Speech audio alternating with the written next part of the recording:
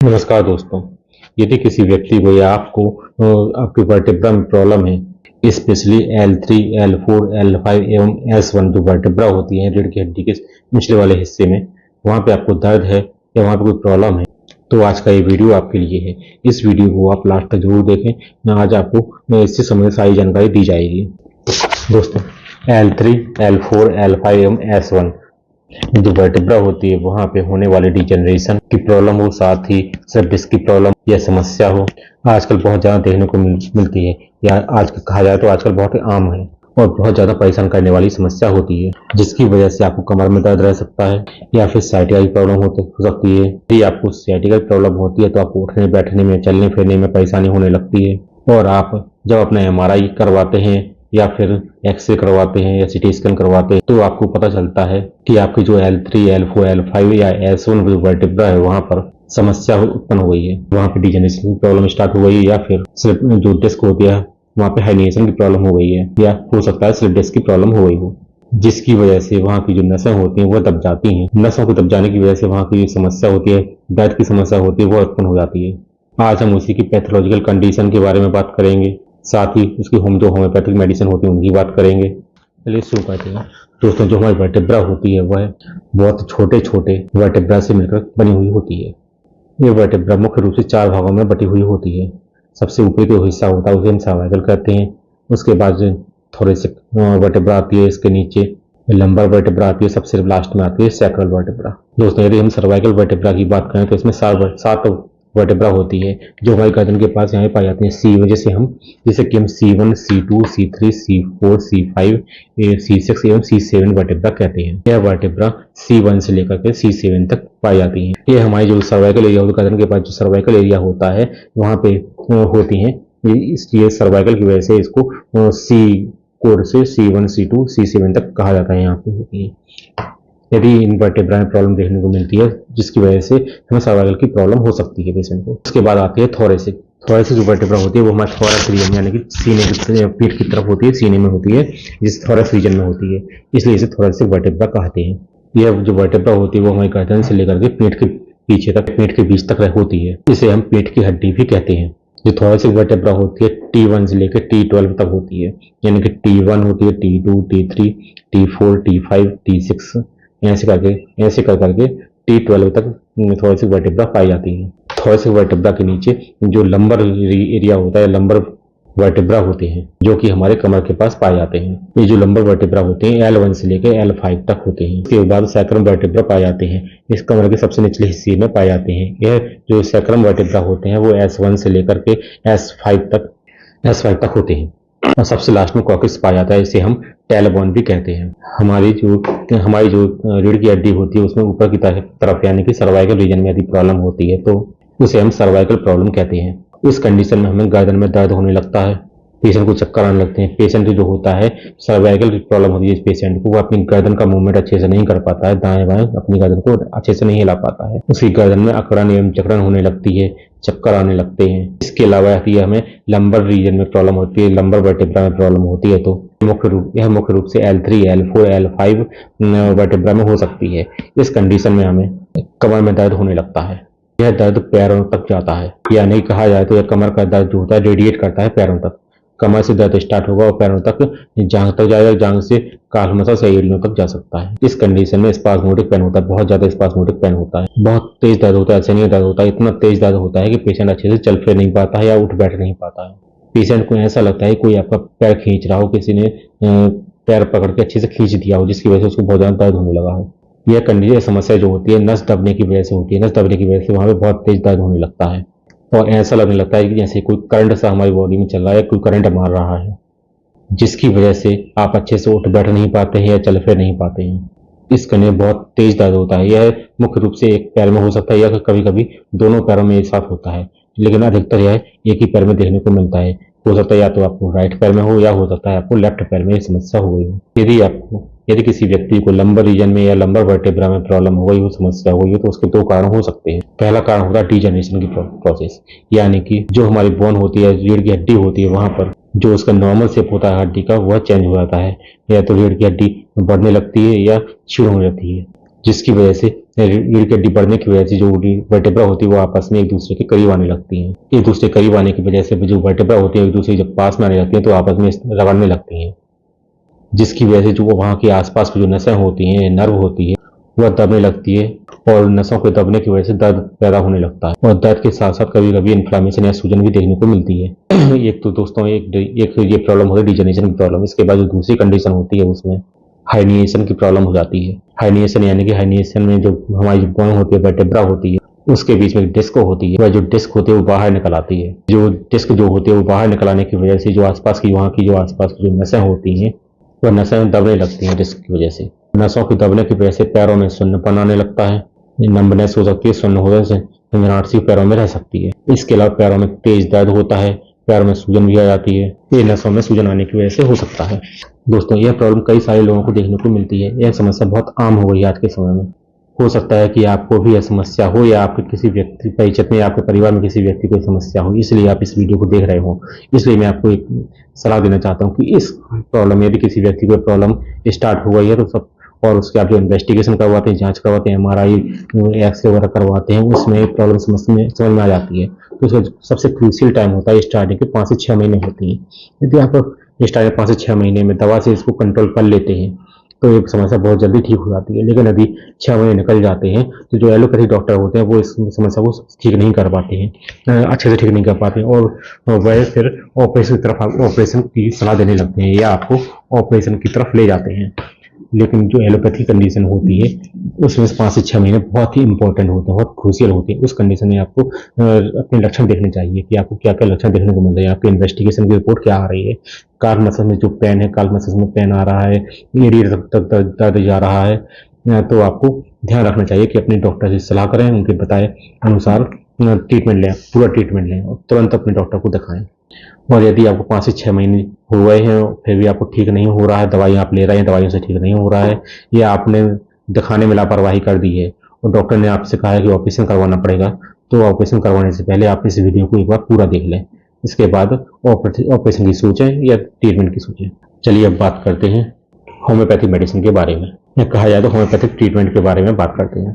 दोस्तों इस कंडीशन के सबसे अच्छी और इफेक्टिव असरदार दवा है अर्निका मोंटाना। अर्निका के बारे में आप सभी लोग अच्छे से जानते हैं, आपने इसका नाम भी कई बार सुना होगा। आप सब लोग जानते हैं कि ये दवा क्या काम करती है, क्या असर करती है। दोस्तों जहाँ पर भी हमारे शरीर में नर्व एंडिंग होती है, वहां पर नस दब गई हो, जिसकी वजह से सूजन आ गई हो, बहुत तेज दर्द हो रहा हो, तो आप इस मेडिसिन को लेते हैं तो ये मेडिसिन आपके दर्द को कम कर देती है और जो डिजेनरेशन की प्रोसेस स्टार्ट हो जाती है वर्टेब्रा में उसे भी कम करती है। यह मेडिसिन इलेक्ट्रिक टाइप पेन को कम करती है, ठीक करती है।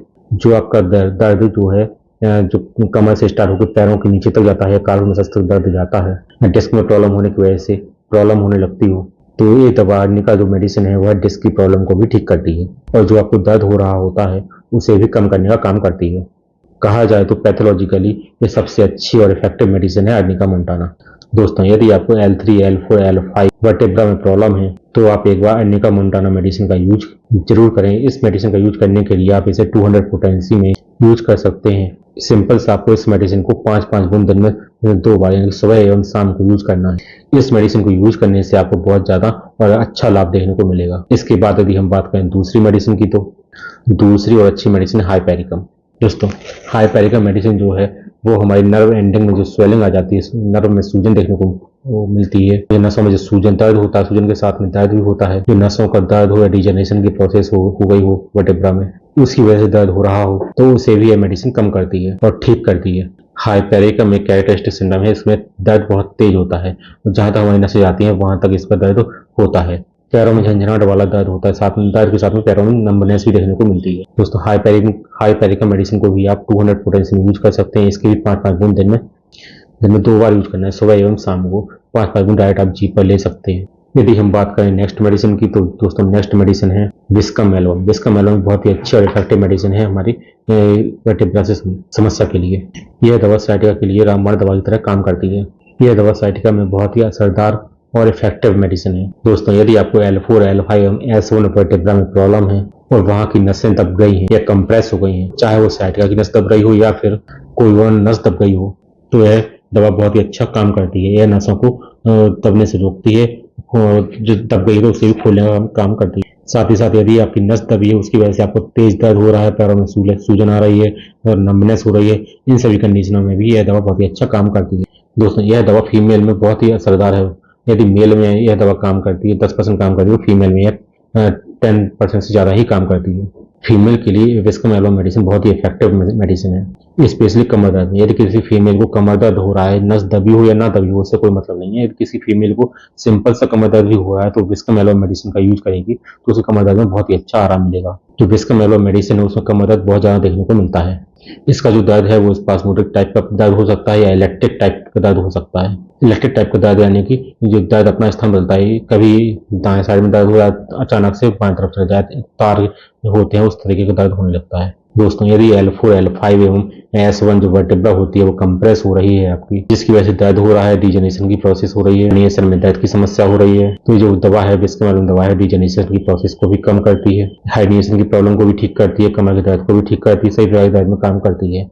तो आप सिंपल सा इस दवा को यूज करने के लिए आप विस्कम एल्बम मेडिसिन को 200 पोटेंसी में यूज कर सकते हैं। इस मेडिसिन को आप 5-5 बूंद सिर्फ रात में एक बार ही यूज करना है, सोते समय रात में एक बार इस मेडिसिन का यूज करना है सोने से पहले। यह बहुत ही अच्छी और इफेक्टिव दवा है इन सभी कंडीशनों के लिए। दोस्तों अब हम बात करते हैं एक ऐसी दवा के बारे में जो कि बायोकेमिक फॉर्म में आती है। आपको एक बायोकेमिक मेडिसिन भी लेनी चाहिए जिसका की नाम है कैलकेरिया फ्लोर। कैलकेरिया फ्लोर जो मेडिसिन है वह आपके जो वर्टेब्रा में डिजेनरेशन की प्रोसेस स्टार्ट हो गई है उसको कम करती है, उसको रोकती है। यह दवा डिजेनरेशन के लिए या हाइड्रेशन के लिए यूज की जाती है। मुख्य रूप से यह दवा पैथोलॉजिकल कंडीशन में यूज होती है। पैथोलॉजिकल कंडीशन यहाँ पर जो आपकी नॉर्मल बॉडी स्ट्रक्चर है, नॉर्मल जो बोन होती है, वर्टेब्रा की जो बोन होती है, हड्डी होती है, वो अपना जो नॉर्मल आकार होता है उसे चेंज कर देती है, यानी कि डिजेनरेशन की प्रोसेस स्टार्ट हो जाती है। उस पैथोलॉजिकल कंडीशन को रिवर्स करने के लिए, ठीक करने के लिए हम कैलकेरिया फ्लोर मेडिसिन का यूज करते हैं। यह दवा जो डिजेनरेशन की वजह से नस दब रही है या दर्द हो रहा है, नसों के दबने की वजह से दर्द होता है, उस दर्द में भी आराम देती है। दोस्तों दवा आप अपनी समस्या को पूरी तरीके से ठीक करने के लिए आप अर्निका मोंटाना, हाइपेरिकम एवं विस्कम एल्बम मेडिसिन के साथ साथ कैलकेरिया फ्लोर मेडिसिन का यूज करें जो आपकी पैथोलॉजिकल कंडीशन ठीक करने के लिए काम करती है। दोस्तों कैलकेरिया फ्लोर मेडिसिन को आप 6CH पोटेंसी में यूज करें या फिर आप इसे बायोकेमिक फॉर्म में 6x पोटेंसी में भी यूज कर सकते हैं।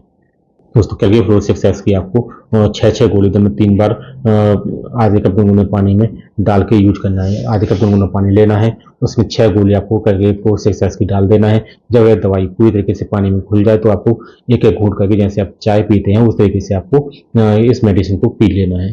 यदि आपके पास पानी अवेलेबल नहीं है, पानी की सुविधा नहीं है, तो आप सिंपल सा इस मेडिसिन को आप अपनी जीभ पर डालें और गुटकना नहीं है, सीधे सीधे मुंह में जीभ में डाले रहें। जीभ में डाले रहे, यह मेडिसिन अपने आप ही डिजॉल्व हो जाएगी, घुल जाती है और धीरे डिजॉल्व हो जाती है आराम से।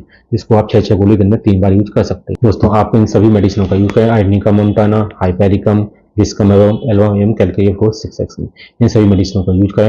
लेकिन ध्यान रहे इन सभी मेडिसिनों का यूज करते समय इन सभी दवाइयों के बीच में 5-5 मिनट का गैप रखना है। जैसे अर्निका मेडिसिन 200 पोटेंसी में यूज करें तो आपको सिर्फ सुबह शाम लेना है और हाइपेरिकम को भी सुबह शाम लेना है।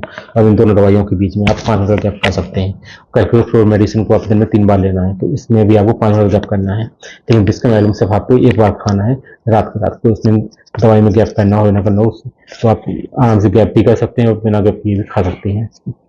दोस्तों यदि आपको बहुत ज़्यादा दर्द हो रहा है, असहनीय दर्द हो रहा है, आप दर्द बिल्कुल भी सहन नहीं कर पा रहे हैं, तो आप एक होम्योपैथी का ऑयल आता है ड्यूमाकॉर्न ऑयल, उसका यूज कर सकते हैं। दोस्तों यदि मुझे ड्यूमाकॉर्न ऑयल की फोटो मिल जाएगी तो मैं वीडियो में लगा दूंगा, तो आप देख लीजिए अच्छे से कि ड्यूमाकॉर्न ऑयल को, इस ऑयल को आप दिन में 2 से 3 बार जहाँ पे भी आपको दर्द हो रहा है उस एरिया में आप अच्छे से इसको लगा लें। इसको लगाने से आपको दर्द में बहुत अच्छा आराम देखने को मिलता है। दोस्तों इस दवा को आप स्टार्ट में कम से कम 1 से 2 माह जरूर यूज करें। यदि आपको आराम मिलता है तो इस दवा को आप कंटिन्यू 3 से 4 माह या 6 माह भी यूज कर सकते हैं। जब तक कि आपको पूरी तरीके से आराम ना हो जाए तब तक आप इस मेडिसिन का यूज करते रहें। यदि आप इन दवाओं को लंबे समय तक 1 साल 1.5 साल भी यूज करते हैं तब भी आपको कोई भी साइड इफेक्ट देखने को नहीं मिलते हैं। यह पूरी तरीके से सेफ मेडिसिन है और यह मेडिसिन आप लगातार लेते हैं तो आपकी जो समस्या है, जो वर्टेब्रा में समस्या हुई L3, L4, L5, S1 जो वर्टेब्रा है वहाँ पे डिजेनरेशन, हाइड्रेशन की प्रॉब्लम हो गई है, वहाँ पे दर्द हो रहा है, उसकी वजह से नसें दब रही हैं, ये सारी समस्याएं आपकी जड़ से समाप्त हो जाती हैं इन दवाइयों को कंटिन्यू लेते रहने से। ये जो समस्या है दोस्तों, ये डीप बहुत लॉन्ग एक्टिंग समस्या है, मतलब कि यह समस्या बहुत लंबे समय तक चलती है और धीरे धीरे जाती है, एकदम से समस्या नहीं जाती है। इसलिए आप धैर्य बनाए रखें, धीरज बनाए रखें और इन दवाओं को कंटिन्यू लें, धीरज ना हो। और आपकी लेकिन आपकी जो समस्या है वो पूरी तरीके से ठीक हो जाती है। उस दवाइयों के साथ साथ आपको कुछ एक्सरसाइज भी करनी चाहिए। उसके लिए आप अपने नज़दीकी जो फिजियोथेरेपिस्ट हैं उनसे आप मिलें, उनकी बताए अनुसार जो आपको वो एक्सरसाइज बताते हैं, रिकमेंड करते हैं, उनके बताए अनुसार ही फिजियोथेरेपी करें और दवाइयाँ कंटिन्यू लें। आपकी जो समस्या है पूरी तरीके से ठीक हो जाएगी। और दोस्तों, आज का वीडियो आपको कैसा लगा आप कमेंट बॉक्स में मैसेज करके बता सकते हैं। और आशा करता हूँ आपको वीडियो अच्छा लगा होगा। और यदि आपको वीडियो अच्छा लगा तो लाइक करें और वीडियो को शेयर करें। चैनल को सब्सक्राइब नहीं किया तो चैनल को सब्सक्राइब करें। आशा करता हूँ आपको अच्छे से वीडियो समझ में आ गया होगा। यदि आपको कोई डाउट हो, कोई चीज़ समझ में ना आई हो तो कमेंट बॉक्स में मैसेज कर सकते हैं, आपको उसका आंसर दिया जाएगा। उसमें यदि आपकी कोई ट्रीटमेंट लेना चाहते हैं, किसी बीमारी की दवाई जानना चाहते हैं, कोई हेल्थ ट्रीटमेंट या कंसल्टेशन चाहते हैं तो आप कमेंट बॉक्स में मैसेज कर सकते हैं। आपको उसका आंसर दिया जाएगा। यदि आपको उसे कमेंट बॉक्स में मैसेज कर नहीं बता सकते हैं तो मेरा मोबाइल नंबर या ईमेल आईडी मैं डाल दूंगा, जिस पे आप डायरेक्ट मुझे मैसेज करके बता सकते हैं। आपको उसका प्रॉपर ट्रीटमेंट या उसकी गाइडेंस दिया जाएगा। दोस्तों, इस साथ मैं आपसे एक बात और कहना चाहता हूँ, किसी भी दवा का सेवन करने से पहले आप अपने नज़दीक जो होम्योपैथी डॉक्टर है उनसे बताए अनुसार ही दवा का सेवन करें, या किसी अच्छे होम्योपैथी डॉक्टर से मिलकर दवा का सेवन करें। किसी भी अनजाने व्यक्ति से या किसी भी ऐसे व्यक्ति से जो कि डॉक्टर मेडिकल फील्ड में नहीं है, ऐसे ही ज्ञान देता रहता है, उनके बताए अनुसार दवा का सेवन न करें। इससे आपको नुकसान ही हो सकता है। यदि दवा का सेवन करना है, यदि आपको दवाई से लाभ चाहिए तो आप प्रॉपर होम्योपैथी डॉक्टर से दिखाएं, उनके बताए अनुसार ही दवा का सेवन करें, क्योंकि होम्योपैथी दवाइयाँ लक्षणों के आधार पर दी जाती हैं। या फिर ऐसे व्यक्ति की दवा से प्रिस्क्रिप्शन का यूज करें जो कि डॉक्टर लाइन में है, या जो डॉक्टर है या जो प्रॉपर जानकारी रखता है। दोस्तों, मिलते हैं नेक्स्ट वीडियो में किसी नए टॉपिक के साथ में। तब तक के लिए धन्यवाद, बाय। यदि आपको कोई टॉपिक हो जिसके बारे में आप जानकारी चाहते हैं या ट्रीटमेंट चाहते हैं, आप कमेंट बॉक्स में मैसेज कर सकते हैं, उस पर आपको प्रॉपर वीडियो बना के दिया जाएगा।